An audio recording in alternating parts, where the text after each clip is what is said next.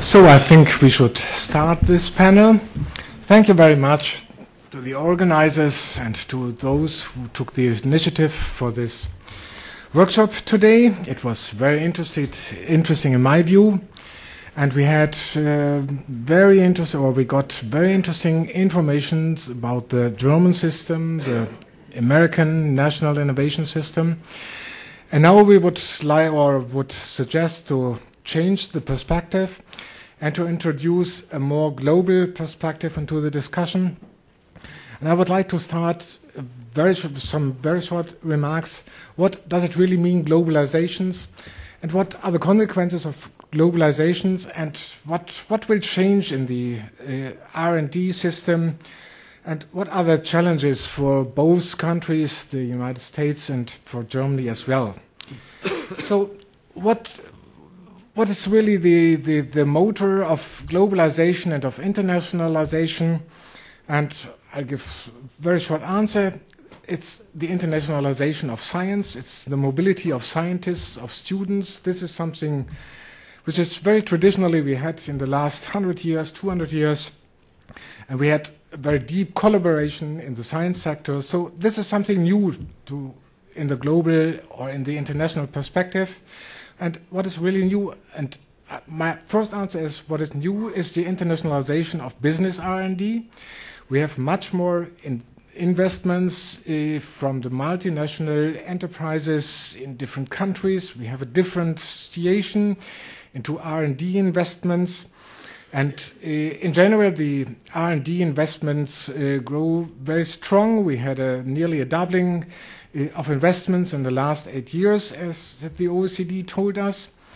And the second answer is that we have an internationalization of collaboration. We have a much stronger collaboration between public research institutes and the business sector, and we have a much stronger collaboration, cross-border collaboration between research institutes and business R&D. And a third aspect is that we have much more international exploitation of technology. We have, for instance, in Germany, the number of patents owned by foreign and German inventors have doubled during the last 10 years. We have much more internationalization in publishing as well. We have more scientists coming from abroad to German institutions as well.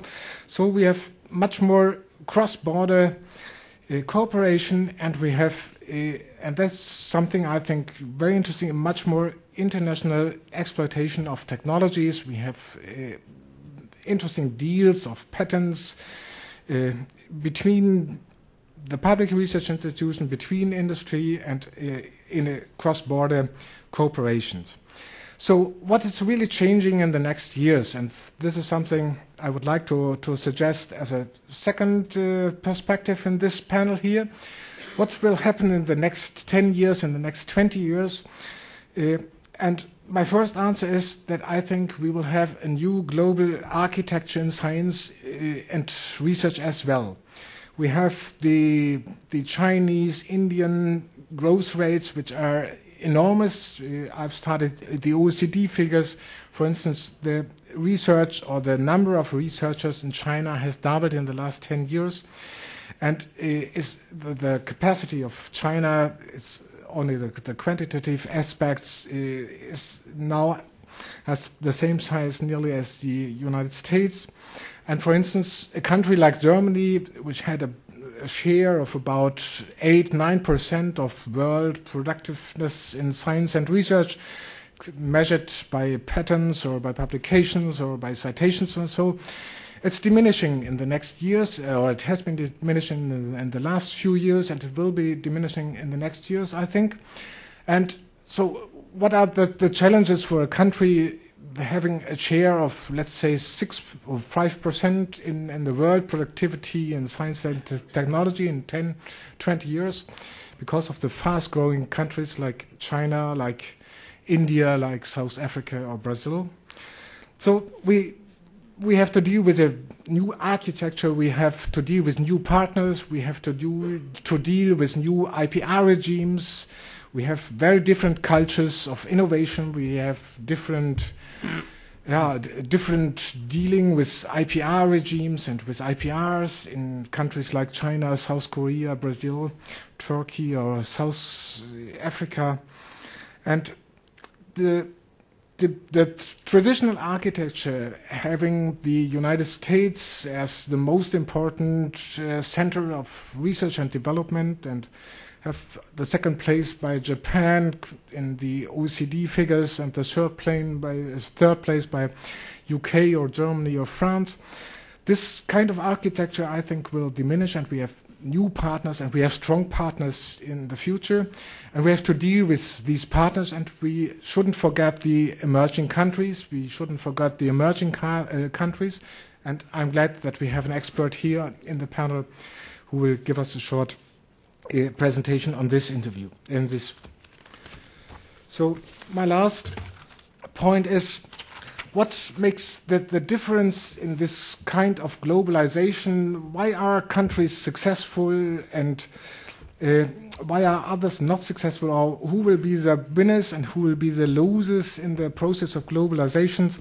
And as it was already presented here today, that growth expectations and IPR regimes are much more important than tax incentives or other more monetary aspects. And I think it's competence, or we should talk about competence and excellence in research and development, because these are the facts who make the difference in the new world, in the new global world. And this was my short introduction. I would like to give the word to the both German colleagues here. They will make a short presentation on their Monday, and then Mr. Ryan will give us a short statement on his aspects. Good morning, ladies and gentlemen. Let me introduce myself in very briefly form. My name is Alfred Schillert, and I'm the managing director of Provender. Provender is a patent marketing agency in the federal state of North Rhine-Westphalia. We are working for 24 universities. It means we are responsible for about 20,000 patent-relevant scientists in North Rhine-Westphalia. It means everything what has to do with patents, we are involved. That means, of course, we offer different services concerning information and qualification. We try to select and identify these inventions where the market is really interesting and where we think we can get an enforceable patent. And of course, the main focus is, and the main task we have, to identify potential licensees and to sell the products, to give license and to negotiate these things. We do it with, all in all, 19 employees. So we are more or less a small company, and we are a young company. We are founded at the end of 2001, so we are 5 years old. And this was made together with many other companies which were founded in this time. The reason is, we have already heard this, that in 2002, the law changed in Germany. That's comparable with the Bayh-Dole Act in the 80s. So up to this time, the rights of inventions created in the universities whereby the universities themselves, that means they are the owner. And so, of course, the government take a look to the United States and saw this and saw the successful and the results which were occurred during that time. And they thought we have to do it in the same way, but not completely in the same way. That means they tried to analyze the experience was made in the US, and they said, okay, we have to build up, we have to create a structure for the marketing and for this patent licensing. But we think it should be an advantage if we create a different structure. Different in that way that they analyzed that's necessary to have a critical mass on inventions on the one hand side.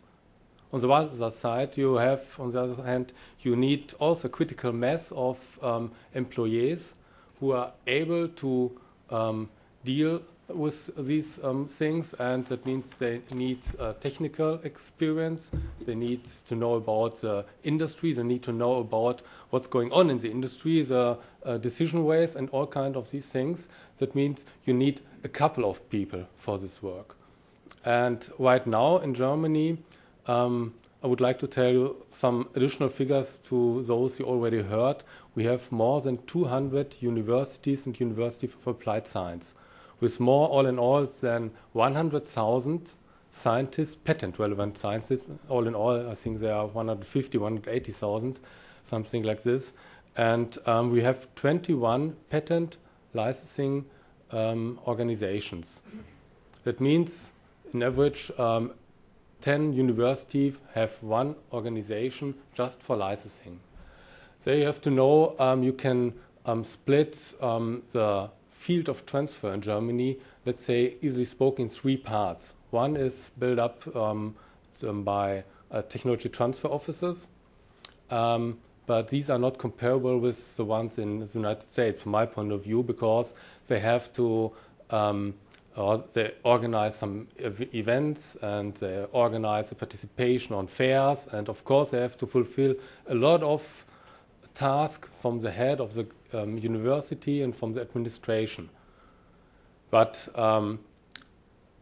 initiating cooperation projects and the transfer directly with the industry is not their part. This will be done as a rule from the second part, the scientists by themselves and the institutes. That means they are responsible for this. They are thinking about cooperation projects. They're thinking about R&D and also projects and R&D orders from the industry, and they initiate this, and they identify the relevant industry partners. And the third part is by the patent marketing agencies like Provender, like my company, and as I told you, 20 other in Germany. I'm not sure if we will be as successful all in all like the colleagues in the United States, but I think we are on a really good way up till now. We have in the last 5 years achieved a lot of changes in the culture. We achieved already a lot of really success, hard-selling success, but it's a hard way. It's really a hard way, and I think my colleagues in the United States will know this. But we will see later on if maybe this is an approach and a way of going on with which is maybe more successful for small and medium-sized universities than in the US. And because as far as I know, in the US, of course, there are some universities and research centers which are very, very successful, but most of them are not so successful. That means they make no money, really money out of this. So, and this could have a couple of reasons, and I already stated 2-3 reasons for this. Globalization of science and business, all in all, of course, it's nothing new. In the science world, it's really quite normal that really good scientists and that good institutions with a good reputation cooperate with other institutions and with other scientists all over the world. That's quite normal. And also in the field of the companies, it's normal, especially with the groups. They do it in a very professional way. But also the small and medium-sized companies, especially the high-tech companies in Germany, they build up networks, they build up and search for really strategic partners all over the world, and it's necessary. And I think it's more or less the same in the United States, and this is going up and it's increasing more and more. So I think there we are on a good way. And also concerning the cooperation, strategic cooperation between universities and industry. Also this increase, I think we are at the beginning, especially small and medium-sized company. There's really a hurdle to overcome for them to get in contact. We heard about this. It's difficult because there are 2 different ways of thinking, very fast going and going to the market, and a lot of pressure in the companies, and in many cases let's say, another way of thinking in the universities. But I think more and more they will adapt, and we just have to overclimb the first hurdle, and there we are on a good way. Nevertheless, there are many different fields and, for example, branches where we have to improve this. But from my point of view, there's a completely different way where there's really a huge potential for improvement. And that is transfer, especially transfer of research results and patterns, including patterns, through networks. I want to give you some examples. My company, Provender, if I take a look to all licenses we gave, there are about 35% we close contracts with companies in our federal state. That means in North Rhine-Westphalia, and that's about 20% of complete Germany, concerning the industry and also concerning the scientists. Another 35% we close contracts in other states of Germany. That means we closed 4 to 5 times more contracts in our own state. In Europe, we close, I think, about 20% of the contracts, and outside Europe, 10%. That means we are very successful in our region. And that has two reasons from my point of view. First, of course, most of the inventions are in a very, very early stage. That means there is a lot of cooperation and a lot of development necessary. And it's, of course, easier to cooperate with a company nearby. But another point from my point of view, what's very important, what's the reason for this very good result, is that we, of course, have a very good network, a network to initiatives, to companies in our region.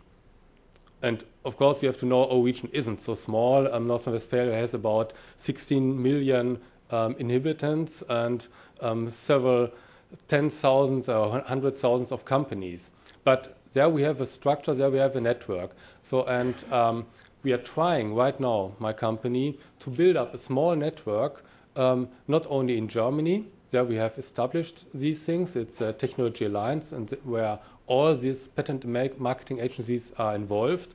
This 21, and this works. And therefore, since we started to really to use each other, the success increase in selling in other federal states. But right now, we're trying to build up a small network with other patent marketing agencies all over the world. And this is really difficult, but it's necessary because we sell really just a few things to the United States. We just sell a few to France, whatever you think about. So we have to work on this, and that's not only a thing for German patent marketing agencies. It's, as far as I know, the same in the US, in Australia, wherever you think of. It's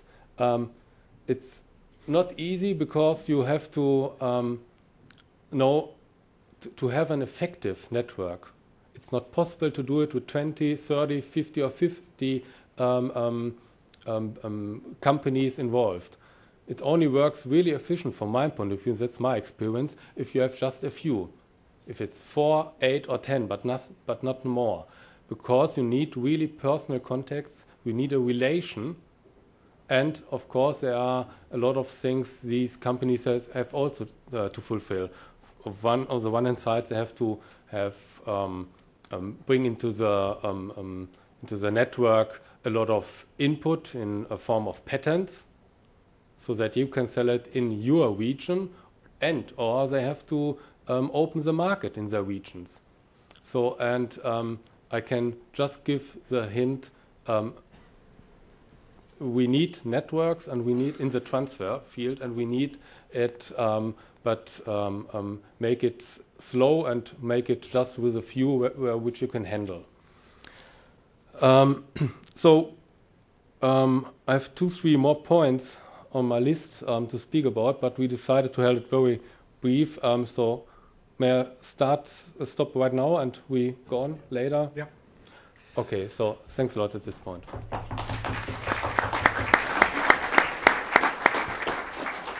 Thank you very much, Mr. Schiller, for your flexibility. And now it's the word to Dr. Steadman. Yeah. So, hello everybody. My name is Gerrit Steadman. I'm from Hessen. I am in charge of the technology transfer network of Hessen. It's an industry science network spanning all Hessen universities and industry associations.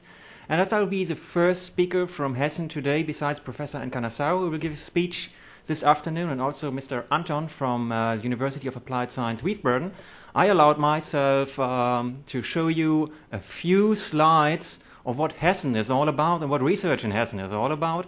But my main topic will be best practices in university technology transfer from Hessen, as we have been speaking a lot about the problems this morning, and I want to confront you with some of the solutions we found in our state and at our universities. Okay, first of all, where is Hessen? And you find Hessen just next door to North Rhine-Westphalia, where Mr. Schiller comes from. He's been just speaking about.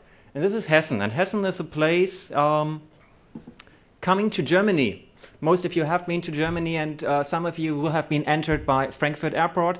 So this is a place. This is actually the German state with Frankfurt Airport, but Frankfurt is not the capital. Wiesbaden is the capital. We've got 5 universities and 6 universities of applied science. You find it here from our main universities include Darmstadt, Frankfurt, Gießen, Marburg, and Kassel. And as well, we have 6 universities of applied science, including Wiesbaden, Darmstadt. Okay, I got this tool here, see? Doesn't... Oh, sorry. Didn't quite work. And you see here the Hessen universities with their symbols. And we're not talking about the financing of technology transfer here. It will be done this afternoon, so I'm not going to dwell on these slides. But the research and development infrastructure is far more elaborate, and Mr. Encarnação is in charge of one of these institutes here in Darmstadt. And he will talk about this afternoon. Okay, so, but my basic topic is how to advance university technology transfer, and I would like to discuss 3 main hypotheses with you. And my first hypothesis is that universities with a clear mission and objectives for stimulating technology transfer will be more successful in generating research contracts with industry and others. That's hypothesis 1.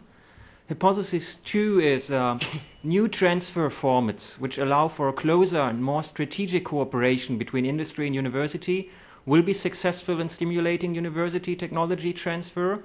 Examples exclude so-called strategic alliances and corporate labs, and I will explain on these later. And my third hypothesis is that in a globalized world, especially smaller universities will be more successful in marketing research results if they cooperate under a joint brand name. Okay, so coming back to these hypotheses. My first hypothesis is on the role of mission and objectives towards technology transfer. And I think a university is more successful which has a technology transfer or corporate relations office with close links to the president's office. And this means, first of all, it's important that the president stands behind. He thinks technology transfer is an important mission for his university. This is the far most important thing, but then you got to have someone who cares about it. And this usually is the university technology transfer or the corporate relations office. And this office has to act as a one-stop agency for all companies who want to have contact to researchers, want to know something about the university, want to forge new relationships. And this university's got to have a technology transfer strategy. And this strategy has to be focused on establishing long-term relationships with selected enterprises. This means university has to represent itself as a strategic actor in building upon relationships with enterprises. And of course, it's not the whole story, it's not versus the outside, the story is also versus the inside. That means internally, you've got to have a system of incentives which reward faculty members which actively engage in industry cooperation. That's a very important point. And most universities don't have these incentive systems yet. Well, and of course, you got to have a university-wide target agreements with objectives set towards improving industry-science cooperations, and you got to have someone monitoring these objectives, right?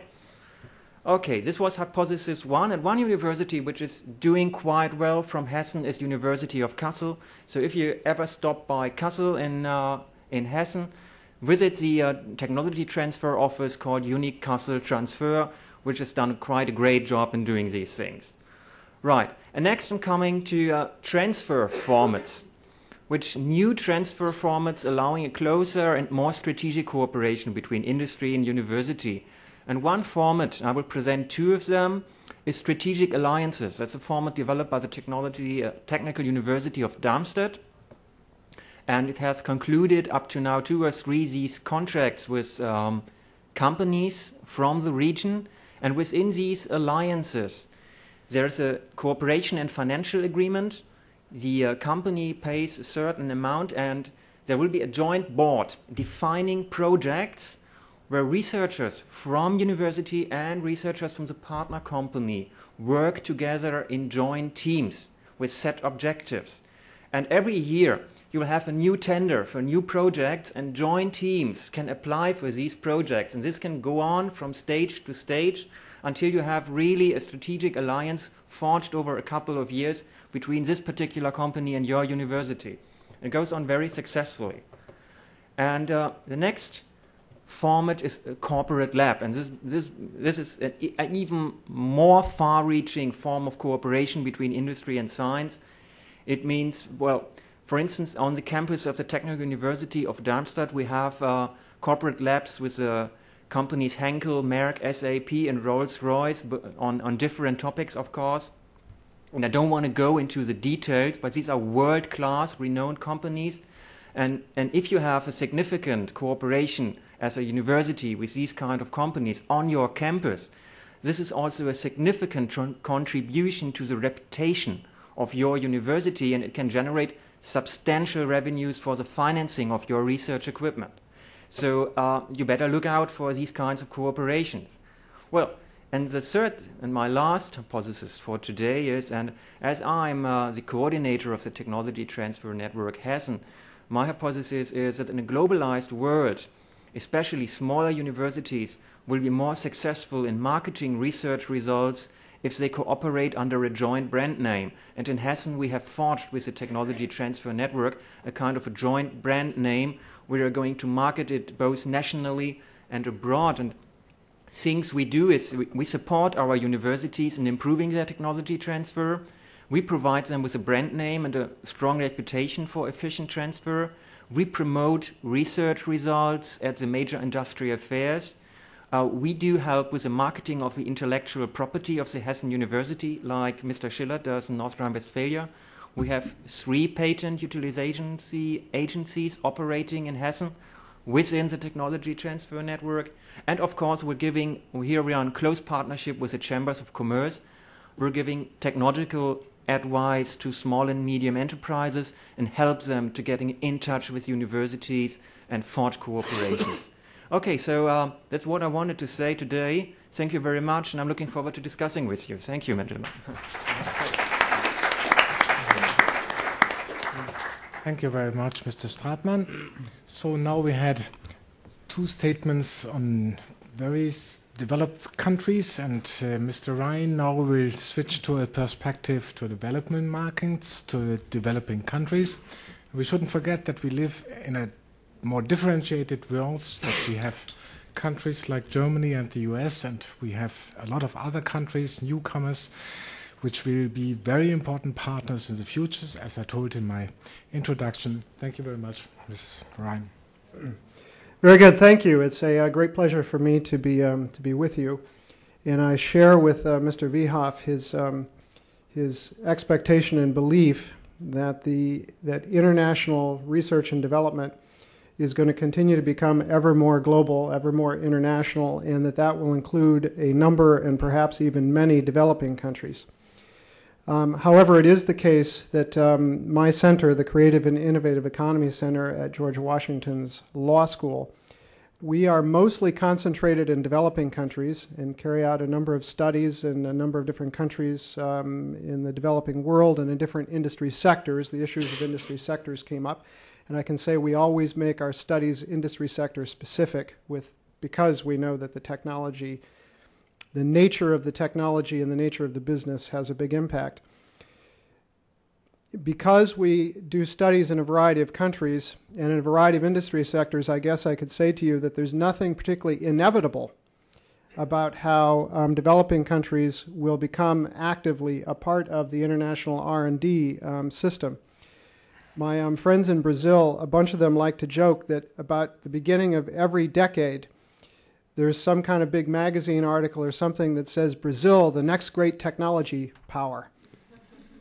And then nothing happens in a new decade, and they say it again. And I have an Egyptian friend. We were doing one of these kinds of conferences in Cairo, and he said, 10 years ago, we in Egypt, we said, we're following the Korean model. Then 5 years ago, we said, now it will be the Turkish model of R&D and technology strategy. And he said, now here we are, we're having a meeting, and we're talking about the Jordanian model. I want to emphasize, there's nothing particularly inevitable about all this, and the reason why Mr. Viehoff and anyone else who talks about this makes a big deal about China and India is because over the last 20 years, 15 years, 10 years, 5 years, a lot of economic reforms have taken place that have had a real impact in this world of R&D and technology transfer and company startups and all that sort of thing. In a very short period of time, I'd only like to try to make a couple of overall comments that come from some of the kinds of research studies we've done. The Brazil story, I think, we have been finding to be quite interesting in that there has been some leadership among some companies and some industries to be R&D oriented, but that is a fairly new phenomenon. We have a study that actually combines Brazil and Jordan. I brought a few copies along in case anybody would like a copy from me now, but it's also on our website, in which we looked at biomedical R&D in Brazil. And what we found is that there have been over the last say 5 or 10 years now, a handful of local Brazilian companies that are interested in doing R&D to create new drugs. And the first drug actually came out a year ago from that process. Now, why it happened, as they will tell you, is because in 1996, Brazil reformed its patent laws in order to come into compliance with TRIPS obligations. And so what had been, shall we say, traditional knowledge lying fallow within that company for about 20 years, they had known about the particular product. I should say they had known about the idea of what it could do. They had isolated the compound, and they were pretty sure it could be a successful product, but they didn't actually launch the R&D effort and the clinical trials and all that until after the patent law reforms. I tag that as our first issue, which is that there has been some discussion of the intellectual property rules and system, and in many developing countries, the rules have been absent, and without those rules, there's a lack of incentive for domestic companies. However, that's only the beginning. Let me turn our discussion to Jordan. In Jordan, I have been doing studies for many years now that date back actually to the beginning of the Jordanian reform effort, which was in 1998-99, and actually I helped draft those patent laws. So I have been able to see the evolution from the beginning, and what I find very, very interesting is that overall the university community has not taken a very big interest in R&D and technology transfer. The people who did were the local companies. Why? In the case of the drug companies, where they had a very active local drug industry, it was because when the king essentially said, you can't, quote, shall we say, pirate drugs anymore, they needed to look for new sources of revenue streams. And so what they became is hugely export-oriented. They already were, but now they export to something like 66 countries around the world. 75% of their production is for export. And they also have now become innovation and development oriented, R&D oriented. And so we've been able to identify at least 5 companies with very active R&D strategies with patent portfolios. Tag another issue. lack of local patent attorneys. And so what they've been able to do indigenously is built basically the capacity a little bit by identifying individuals and encouraging them to take an interest in all this. And then they establish partnerships with other law firms in the United States and in Europe. And in the case of the Jordanians, a lot of them, it's Munich-based partners, and then also Silicon Valley-oriented law firms, patent attorneys and such. So what I can say to you from several of the different study areas is that you identify a problem of weak institutions and rules, lack of patents. Then you also have to look at the relationship between the university sector and the private sector, which is most of the time non-existent. I was asked a couple of years ago to go to Thailand and to consult on behalf of the Thai laboratories and to do what amounts to assessment would be too strong of a word. I was only there for a week. Let's call it a quick audit. And the reason was because the Thai laboratories were interested in developing what they believed were research areas that they had that they thought that could be turned into products. And they wanted to know why they weren't able to get any of that done. And it didn't take long to figure out. Let me give you the most poignant quote. I asked the head of the industry association what he thought would be more or less the average R&D budget for his member companies. And he stared off into space for a moment and he said, 0 point something. And so that pretty much illustrates the Thai problem. When I had the first meeting with the head of the Thai laboratories, she said, you know, I planned a big seminar for a full day of meetings in which I invited all the companies. And she said, do you know how many people came? And I said, maybe 8 or 10. She said, 0. She said, I threw a party and nobody came. And by the end of the week, I could tell her, well, ma'am, I found out why. None of them have R&D budgets. They don't have vice presidents for R&D. They don't have anybody. Probably your invitation arrived, and nobody even knew what to do with the invitation. Now, I could go on with more and more stories, but the point here is this, which is that, as the discussion this morning also pointed out, the kinds of problems that make this, as we say, it ain't rocket science to do all this, but on the other hand, it is institutionally extraordinarily complex. And to be able to put together the right kinds of laws, the right kinds of policy environments, then to be able to get private sectors that are interested in doing this kind of thing, and then be able to get universities interested in doing it, which we know many university professors are not interested. They're more interested in pure science, or they just think they're too busy to bother. Trying to make all this happen is unusually difficult, I think. To wrap up, I can tell you that I will be going to Jordan next week. Actually, I'll mention first, after being in Geneva, where we're going to release our Bollywood study, which is from our digital audiovisual program, and it's going to be quite fascinating. So if you want to look on our website, we'll have the Bollywood study up next week. But then I'm going on to Jordan, and we're very much focused on the kinds of issues you're interested in. The Jordanians think this is very, very important for the future of their economy. I think you know the part of the world that the Jordanians are in, and why a growing economy that is prospering because of the knowledge and the technologies in Jordan. I guess you can see why that would have an extraordinary impact. So we're working on that. We'll be in Brazil in May with a roundtable that will look a lot like this one, except there'll be lots and lots of company people there. I always try to make sure that we invite not the universities only, but the company people and bring everybody together. So just a few general comments then. I think this is extraordinarily exciting that we, I'm sure, are going to find lots of new ideas and products and technologies emerging in the developing world, but let's remind ourselves, it is not inevitable. It will take leadership, and I think the private sectors in many developing countries are more often showing the leadership. But if it's going to happen, it has to involve really all three of the key actors, which is the government, the universities, and the private sector. So thanks very much.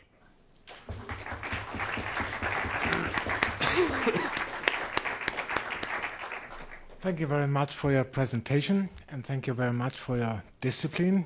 So we have some time for discussion. I would like to invite you, and we should start. Okay.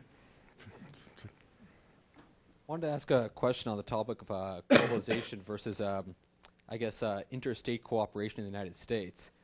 And if you take a look at Europe, you see a number of international ventures. You see Medicon Valley, you see Bio Valley, which includes Germany, and a number of other ventures. But in the United States, you tend to see states being more parochial. States tend not to form interstate collaborations. And the answer can't be because of state patriotism, because country patriotism in Europe is quite strong as well. So do you have any feelings on why that is?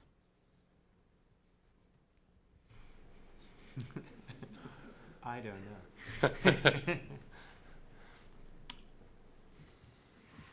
Well, I have a comment about that. I probably should have mentioned at the outset that my center, we do have a Germany connection because the George Washington Law School has a major partnership with the Max Planck Institute, the Munich Technological University, and Augsburg University. It's called the Munich Intellectual Property Law Center, and we do a fair amount of our activities there in Munich. Which is to say then that I do actually spend some time in Germany.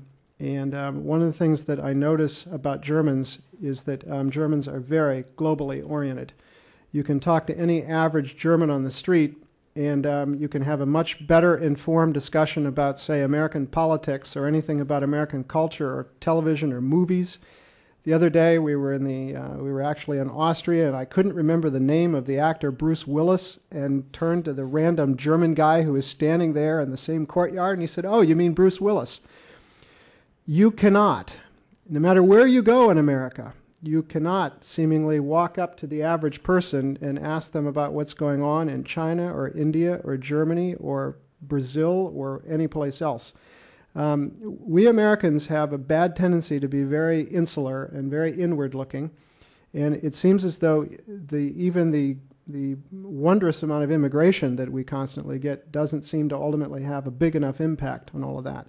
But it's definitely the case, it seems to me, that it's worse the farther you go in from the coastlines, right? That the West Coast, the South, the East Coast is much more internationally oriented, but I would say that it is definitely the case when you look at the different regional technology centers around Pittsburgh or Atlanta or Cleveland or Minneapolis, St. Paul.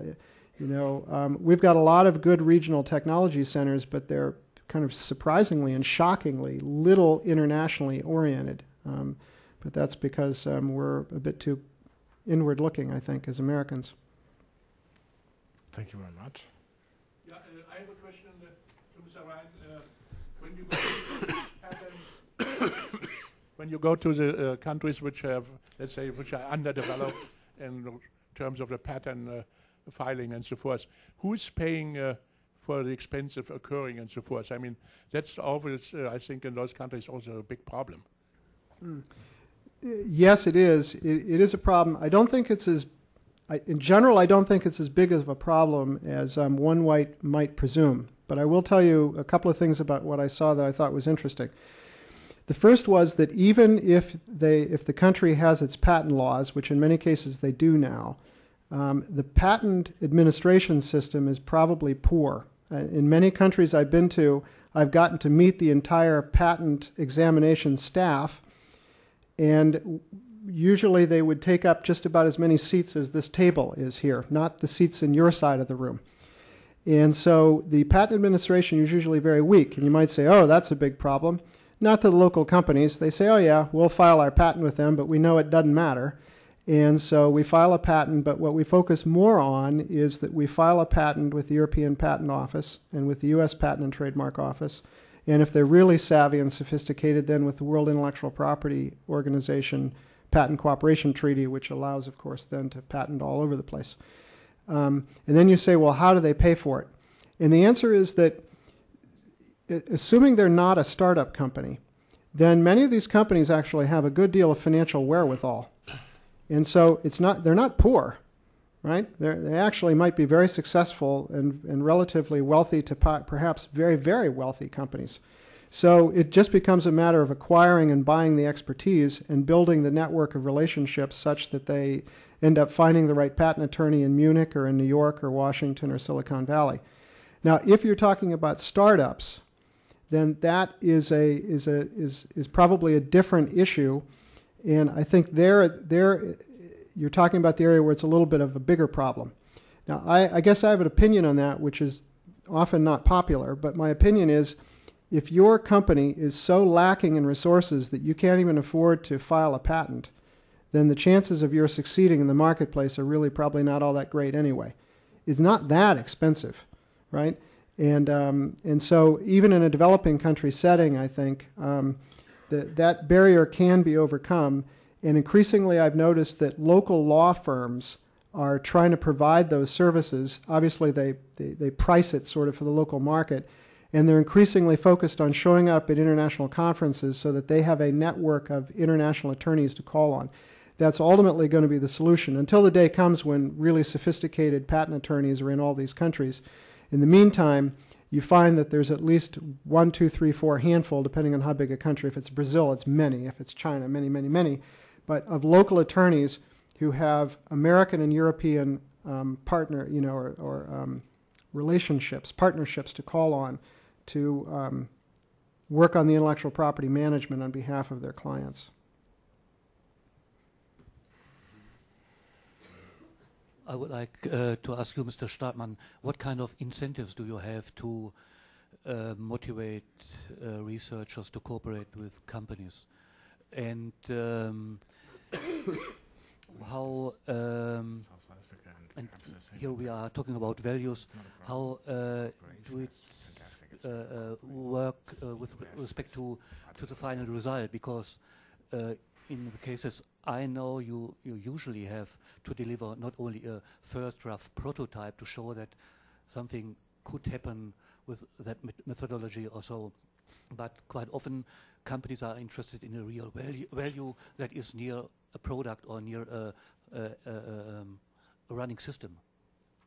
Okay, first I'm trying to give an answer to the first part of the question, then coming back to the second part.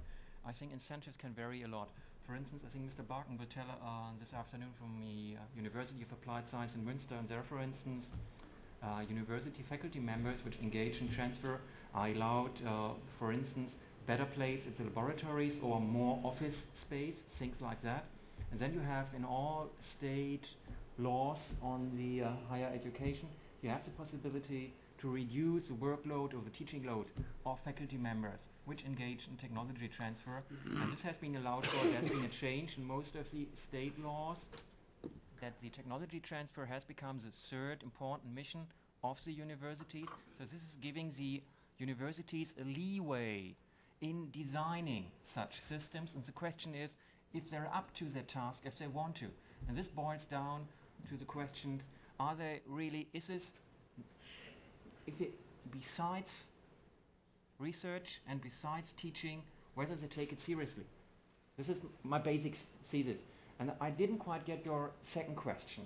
Could you just, I didn't quite get the, could you guys, So the point is researchers often like to deliver some kind of first prototypes. right? But yeah. companies want to go as fast as possible, or as near as possible, to the final product. Yeah. And that's the motivational problem, because a scientist likes to have very good publications, and then things are often okay for him, but not for the company. Yeah, okay. I completely agree. This is a problem. It's also a cultural problem, but you can work on it with designing special institutions for processing the technology transfer, like these new transfer format which the Technology University of Darmstadt designed, where they have joint teams of university researchers and industry research working on the same projects. And there, the result is clear. It's a product that can be marketed by the company as such. And there you don't have these problems. Hmm. Yeah. But maybe some hints is, from my point of view, it's an exception that we really have a prototype. From my business, I know as a rule we have an idea. We have sometimes a proof of concept, sometimes. And if we have a prototype, it's okay. Then the industry as a rule is willing to pay some money and to go together with the scientists, the next steps. But as a rule, we haven't really a big gap between the point where the scientist stops his work and it's very hard for him because, as a rule, he has not the money, he has not the capacity to go on with it, to bring it to a prototype. And then we have a lot of really good inventions, good patents, and they will drive against the wall, and nothing will happen just because of this. What can we do about it? First, money. Second, incentives. No, it's really a big problem, and there are some points you told, some of these possible incentives which could be managed by the university. And the other thing we need, of course, we need money, and programs. Yeah, that's the point, and that's not only a question and a problem in Germany. That's all over the world. If you speak with a colleague from UK, it's the same. Nevertheless, they have much more experience. They have much more programs, especially the colleagues in the UK, and therefore we have to build up these things. And the high-tech Gründerfonds and some other things are the starts, but it's a long way. So we're missing federal programs for this, Mr. Viehoff? Well, there's a lot of federal money put into the system. We have the high-tech initiative or the high-tech strategy. We have programs mentioned in the morning. We have a different kind of new regulation to give incentives to the scientists, to young scientists. So I think it's a well-developed landscape in general. And so what is lacking is the dynamic of the system. So this is something we have to think about to get more dynamic into the whole system, because whenever I read the OECD figures, it's that we have very high standard in Germany, but a lack of dynamism and lack of growth. So this is an internal problem I think we should discuss in the evening, or so. We mustn't discuss here in the thing. So. I'm interested in what you're saying about trying to push professors into doing product development, because in the US we're worried about that. We don't want to do that, at least in the major universities. Mm-hmm. We want the universities to be pushing the frontier of knowledge and the frontier of science. And although we're very enthusiastic about technology transfer, we're worried that our faculty might move towards product development instead of pushing the frontier. And I'm hearing exactly the opposite from you. What I told is my wish, because we are a patent marketing agency and we have to go to the next step. So to stay clear, so it's impossible in many cases to sell or to give a license. You need not only the patent, you need the know-how, and of course in many cases you need the prototype or whatever. And I hope that more and more of the scientists will go in this way, but of course it will be not the biggest quantity. That's sure from my point of view. Mr. Encarnação first. Okay, I completely disagree with you, and don't be worried. We professors in German universities are there to do teaching and research, and to develop knowledge, to bring things up to a prototype that is then able for further negotiations with the industry, but we cannot do the product. And they would not let us do the product, because you have to see how the research department in a company, in a big company, works, and what is the process that in a company it takes to go from the knowledge to the product. There is a lot of expenses, a lot of time that has to be developed, and the company wants to do that by itself because it wants to take control in the documentation, it wants to take control in all the details that are needed to be able to make a product out of the idea. So what happens really is that you have to find a way to have a sort of intermediate cooperation where there is a support from the inventor to the buyer of the invention to productize the innovation. And this is now very much dependent on the technology. If you are doing that on chemistry or in physics, may be different if you are doing it in ICT. It may be different if you are doing in Medicine, for example, medicine is a completely different case. If you don't get the right rubber stamp on your medical device, you cannot use it in a hospital, no matter if you have a product or not. So there are a lot of constraints that you have to take into consideration. But it is the wrong approach to believe that you will get the professors to do the product. First, they will not do it. Second, they will not be able to do it. And third, the industry doesn't want them to do it. But we are not so far away. So that's what you believe. No, no, I'm sure we are not far away. But yes, you had something. Then here in the first line, please. Oh yeah, thank you very much. Perhaps we should clarify this. You know, the German tradition was that the professor could do what was his invention, whatever he wanted to do. Mr. Schneider mentions this, that the law was changed. And of course the German industry, you know, they enjoyed it. There was a stupid guy who was working day and night developing new things, and they paid a postdoc for you or a student, and then they walked off with the whole invention. This is the way it operated. You see, and now the law was changed, and we have now in Berlin, the regulation is we have the professor cannot anymore do everything on his own, which he actually really didn't do so because of, you know, if you have 10, 15 patents, I don't think there's any one of you in here, a governmental employee, who could maintain the cost of 10, 15 patents over the years, you see. So the problem is simple, that the law was changed, and we have in Germany now, in Berlin, I should first say, a rule that's involved in this whole process is now the inventor with the group, the people. Then we have the university, and then we have, for the city of Berlin, we have an EPIL, an organization, which has lawyers for normal lawyers, normal type, and patent lawyers. And so the idea is that with time, they will build up an expertise and also contacts to the industry, and eventually they will do the marketing of the invention. Now, of course, there's a committee which, if you write a publication, you can give this to this research organization within our university, and they will look at it, and then the others will take a look at it, and if they say, yes, it's worthwhile to make a patent, then a patent is made and also maintained. So the group doesn't have to do it, and in my group we do it, that every worker is evenly participating in the wins, because the wins are finally 1/3.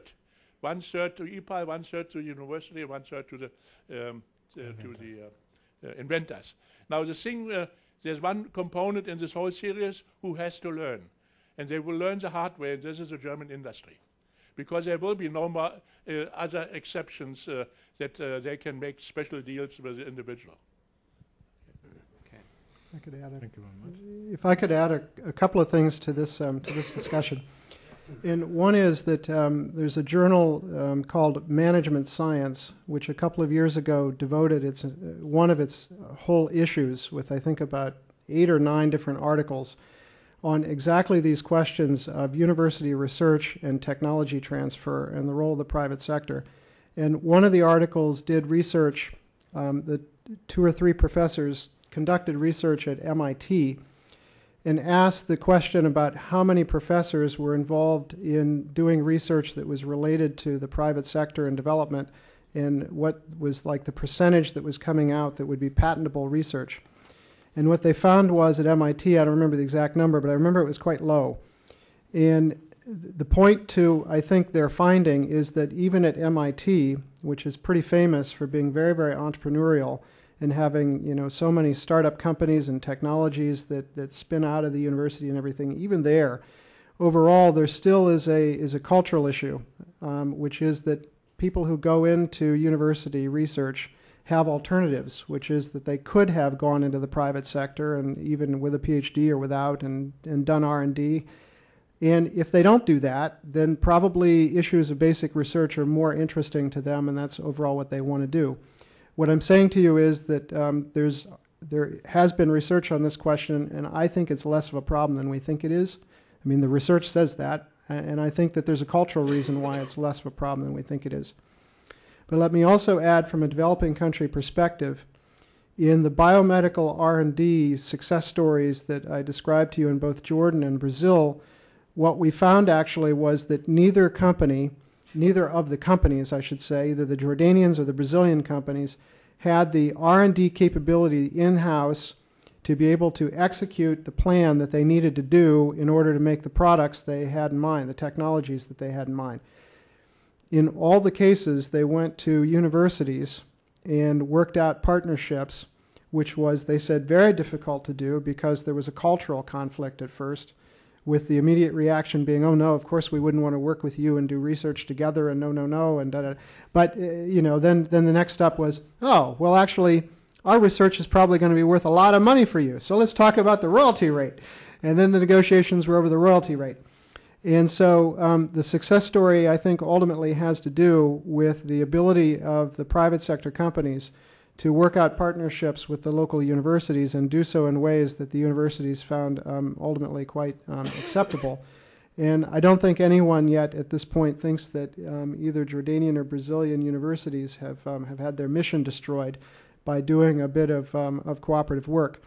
And let me also say that that I think we have come to the conclusion increasingly that the German model from 75 or 80 years ago, which was a leading model that led to the Americans adopting that model and such, of where university researchers educate great students who go out and do wonderful things working in big companies, that model is no longer seen as the ideal model.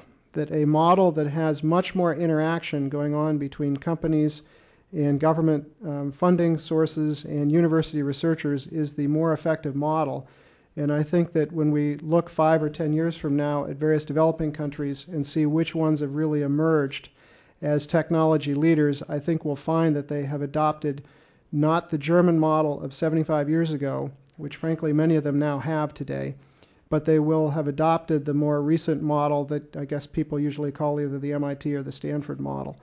And that's the only way for them to really get the high growth rates and such that they really want to have. Yep, absolutely.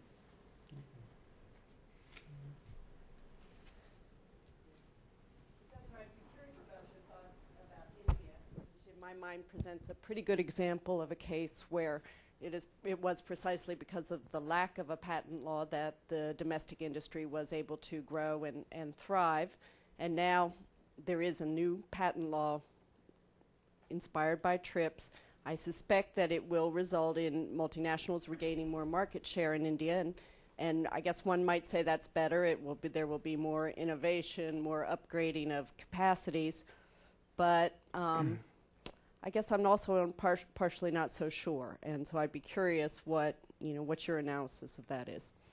Well, we are indeed not only doing a Bollywood study, but we have studies going on software in India, and we've also just started a biotech study.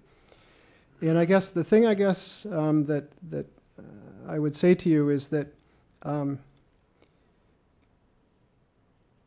the technology development in India has been, one would say, probably ultimately slow comparatively. That if you think back with an alternative world 10 or 15 or 20 years ago, I wonder whether or not Indian growth and technology advancement and progress could have been faster rather than slower. What the Indian companies in the biomedical areas that you referred to have become astonishingly good at is actually not very technologically complex, right? The Jordanian companies all spent their lives doing that. That's how they made their money. I can name for you 8 or 10 countries around the world who have industries who can do reverse engineering of basic chemistry. Let me also say, 5 years ago, it wouldn't have been interesting for my center to do a study of biotechnology in India. And the only reason it's interesting now is because they reformed the patent laws, and so now you have all these companies, right? And you have Ranbaxy and Reddy's and such with active R&D strategies and active patent portfolios inventing new drugs. And so it's a very interesting question of technology and development. to compare the development trajectory of India with, say, Korea, which is one of the things, by the way, we're doing.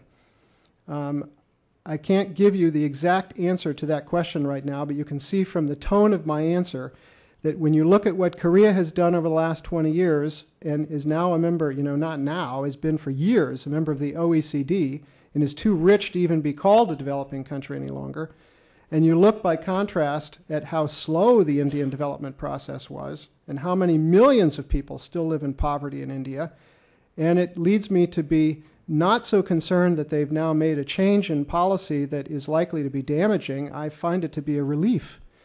The lack of foreign direct investment for 20 years or 50 years in India, right, since we know from a broader discussion about technology transfer, we know it is the case that foreign direct investment is absolutely essential to technology acquisition. Something like half, despite Americans being insular, something like half of technology development in the US is ascribed to international partnerships. I understand the data shows that Europe, it's 2/3. 2/3 of technology advance in Europe is somehow global. The fact that the Indians have kept themselves out of that for years and years and years, I don't think has advanced their cause. I think it has stunted their growth. And so to me, the fact that they have made a number of more policy changes that are encouraging yet new sources of foreign direct investment is going to be a wonderful thing for India and is going to lead to much higher growth rates. And of course, then they'll have the problem of how they deal with those growth rates and what they do with the extra money, and there will continue to be many people living in poverty, et cetera. But nevertheless, the foreign direct investment increases, I think it's been demonstrated, are absolutely essential to technology transfer. And so I think the Indians are now on the same path that the Chinese have been on for 20 years, where it's foreign direct investment that has led Chinese growth, and the Indians now are following that model. And the Brazilians are down there talking about what happened to them. And the answer is they've had all kinds of policies that have discouraged foreign direct investment, except in very narrow, discrete industry sectors. Yeah, thank you very much for this interesting discussion. I really think it was interesting for me. I've learned quite a lot. We were a little bit abstract or theoretical, but we'll go further into the program, and we have an afternoon here, and we're deepening or go into details of the all thematic aspects. And thank you very much for your